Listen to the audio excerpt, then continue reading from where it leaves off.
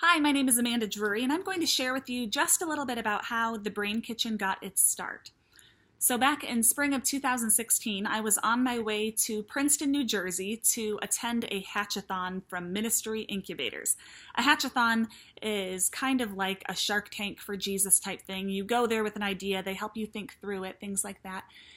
And the original plan was for me to attend this hatchathon, get a sense for the type of thing that they do, and potentially bring them back to Marion, Indiana, for us to do a hatchathon of our own. Well, that didn't happen because a few days before I was set to go, I found out that I wasn't allowed to come and just observe, that I needed to come with an actual idea to run through their system. It was just around that time when some statistics for Grant County had been released, and I had been particularly troubled by the high child poverty rates, the number of children living below the poverty level in Grant County.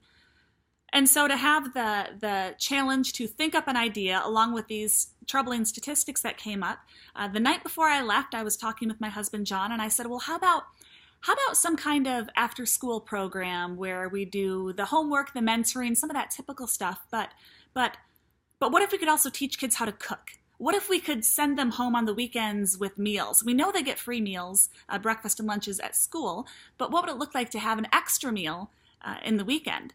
And what about if we were to do some type of brain movement activity where we're working with both the right and left sides of the brain to actually help kids look different at the end of this type of program. So, I mean, just lots of crazy ideas like that flying around.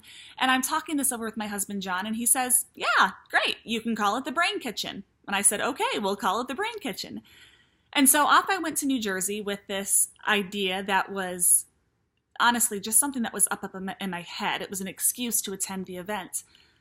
But when I got there, the questions that I was asked, the conversations that we had was such that after 2.5 days at Ministry Incubators, I left thinking, I think we can actually do this.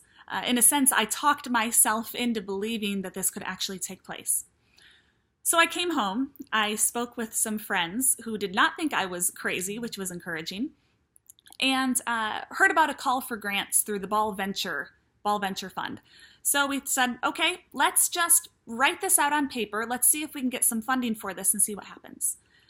So we write the grant, we get the grant, and all of a sudden we've got $17,000 to play with to help make this a reality. Now, you might think that that was good news to find out we had the money, but in all honesty, it was actually terrifying because all of a sudden we went from a dream in our head, a dream that we had from around the tables to, okay, well now we actually have to do something. We have to be responsible. We have to be stewards of this money.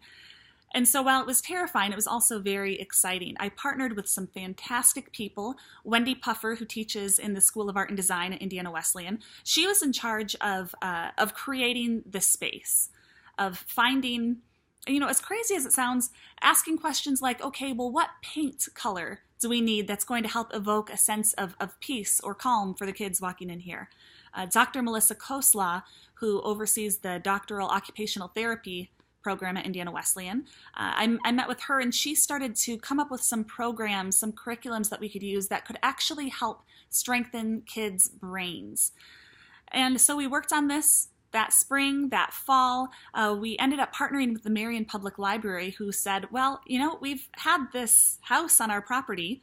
The house has been empty for some time. We've been praying for a purpose for this house. So yeah, why don't you guys see what you can do with it? And so we got this gorgeous house built in the late 1800s, new roof, beautiful interior, but it had no purpose. So Wendy did her magic along with many of her design students and recreated the space. And Melissa and some of her students began working on some curriculums that we could be doing. And it was about that time when I got what seemed like just a random email from someone saying, hey, I heard you're starting at the Brain Kitchen. Do you need any cooks? I have experience working at a Canadian youth camp for the past 4 or 5 years, this and that and this and that. And we said, why, yes, of course, that would be wonderful. And so just like that, we had our head chef. We began partnering with Allen Public Schools We worked there with Lori Brain, who is a phenomenal social worker at the school. And Lori identified for us 15 kids that she thought could benefit from an after-school program. And so when we got to fall of 2016, we did a one-week pilot program to see, okay, what does this look like to do this type of thing? We did our week. We figured out some of the kinks, and then we launched for good then the following January. So where we're at right now, we are in year 2 of the Brain Kitchen, and it is one of those things that could not happen without people like you. The Brain Kitchen exists because people are willing to volunteer time. They find value in talking with a child one-on-one. And so this is just a heartfelt thank you for those of you who are watching this video, who are looking at becoming involved in the Brain Kitchen. This is impossible without you, and we are so thankful. So the Brain Kitchen, we've got 3 main things that are going on. Our times together are broken up into 3 units. So the first unit is this kind of movement activity piece, where we've got kids doing midline crossing activities, maybe some type of yoga, which if you've never seen 3rd graders do yoga, that's a lot of fun. But the hope is that we're not just giving kids a chance to exercise. The hope is that when they leave the Brain Kitchen, their little brains will actually look different. So we've got the exercise portion. We've got some of the typical homework help. We'll also do arts and crafts during that time. Sometimes we'll have in special guests.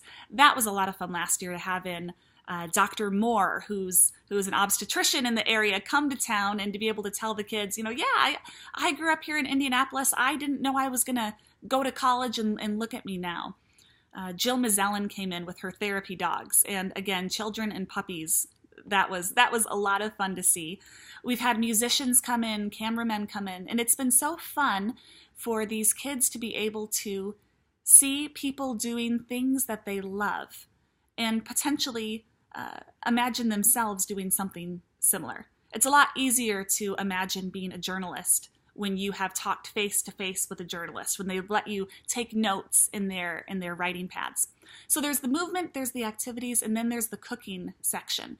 And within this cooking section, the kids are responsible for making their after-school snack, and we try to get them to experiment with food. So it might be we slice up apples, and then they're responsible for making what kind of dip they want. So we'll start off with a yogurt base, and then they'll try mixing in cinnamon or granola and figuring out, oh, I like this spice, or no, I do not like that spice. And they create their own snack. They also then work throughout the week on a meal that they take home on Fridays. They go home with a large container of soup and 2 loaves of bread. One they keep, one they give away. And that's been a lot of fun to watch kids' faces when they realize, I can do this. I know how to chop carrots. The onions did not go so well. We have yet to find a way that does not involve children crying and running out of the room. So at this point, we're cutting the onions, but everything else, they're doing themselves. So that's the Brain Kitchen. We've got the movement piece, the activity piece, and this cooking piece. And like I said, none of those could happen without people like you willing to invest in kids like this on a regular basis. Now, before we go much further, it might be helpful just to have 2 things in mind as you talk about the Brain Kitchen with your own friends or family.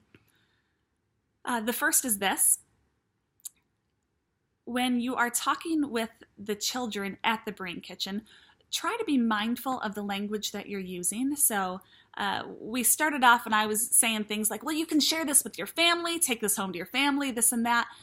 But we came to find out that while some of the kids were sharing the food with their family, other kids were sharing meals with neighbors, or they'd say, my mom doesn't like, this or that, but my neighbor liked this, but my friend liked this.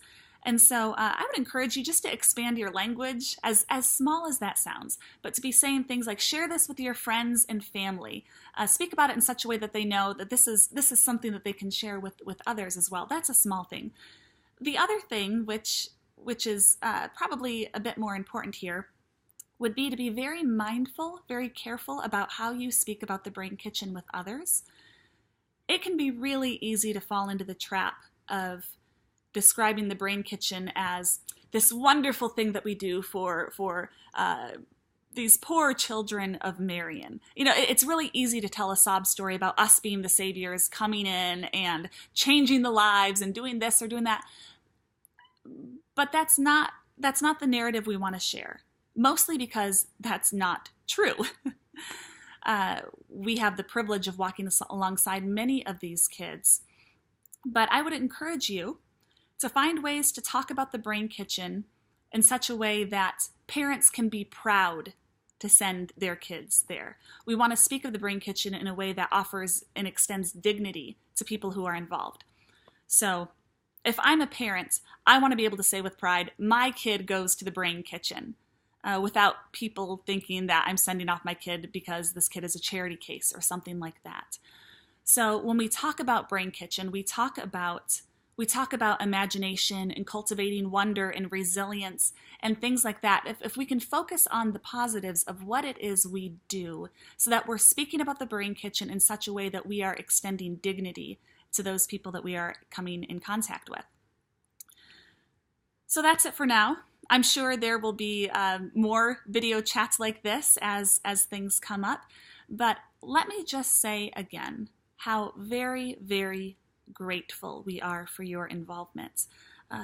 Please know too that there are people praying for you literally across the country right now. There are people that can't be present at the physical Brain Kitchen, but certainly are in spirit, and you are in our prayers. So thank you very much, and I look forward to hearing your stories later.